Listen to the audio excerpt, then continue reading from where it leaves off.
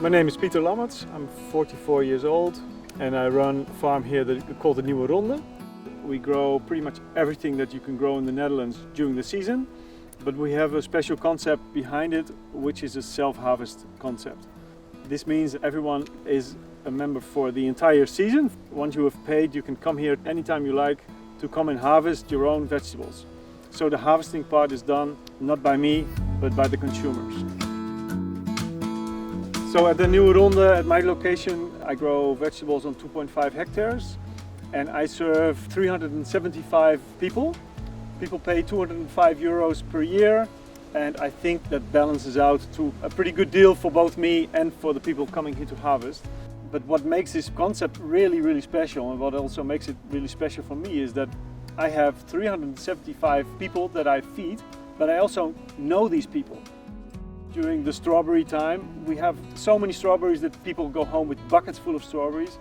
But then a few weeks later, some people will start to bring little jars of jam that they made. They want to give it to me because they are so thankful that I grew these very nice strawberries for them. So there's a special bond created between the consumer and the farmer.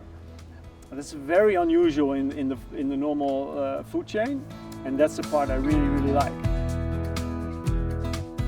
So the Nieuwe Ronde has existed for more than 20 years.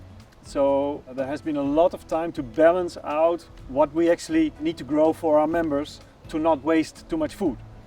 We of course want to use literally every square meter and want it to be productive. That's an important part of my job. So let's say if I grow green beans, a commercial farmer that will go through with a harvesting machine wants to have all these beans ready at the same time and go through with a machine. Here we will use a variety that lasts much longer on the plant, so that our members can keep going through these plants and still harvest beans that taste nice, but in the end pretty much all beans will get eaten.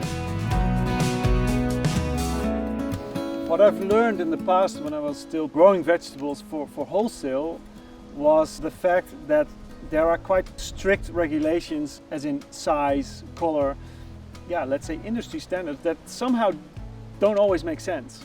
And that really creates a lot of waste. The people that come here, they don't care about that because people come to the field themselves. They actually see what's happening to the vegetables and they will most likely take pretty much everything that is there. Maybe an old lady who doesn't eat too much will take the small piece of lettuce, and a big family will take the bigger piece of lettuce. And if you compare that to a normal food system, you can only pretty much harvest 50 to 70% because all the other ones are just not right. They are too small, they are too big, they might be damaged by something or by a little animal. There's always enough people here that will take those ones home because they think it's a shame if it doesn't get eaten.